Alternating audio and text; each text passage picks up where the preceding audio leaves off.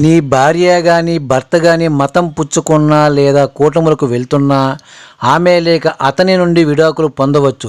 Section 13(1) clause 2 Hindu వివాహ చట్టం. నీ భార్య కానీ తల్లి కానీ కుమార్తె కానీ క్రైస్తవ కూటములకు వెళ్తున్నారా, వీరికి మనోవర్తి చెల్లించనక్కరలేదు. సెక్షన్ 18(3) ఆఫ్ యాక్ట్ 78 ఆఫ్ 1956 విన్నారు కదా. భార్యాభర్తలలో ఏ ఒక్కరైనా మతం తీసుకున్నట్లయితే ఎటువంటి ఆటంకాలు లేకుండా హిందూ వివాహ చట్టం ప్రకారం విడాకులు పొందవచ్చు. ఒక కుటుంబంలో తండ్రి కానీ తల్లి కానీ లేక పిల్లలు కానీ మతం మారినట్లయితే వారి యొక్క స్థిరాస్తి లేక ఉమ్మడిగా సంపాదించినటువంటి ఆస్తి కానీ మతం మారినటువంటి వ్యక్తికి చిల్లిగవ్వైనా ఇవ్వనక్కరలేదు.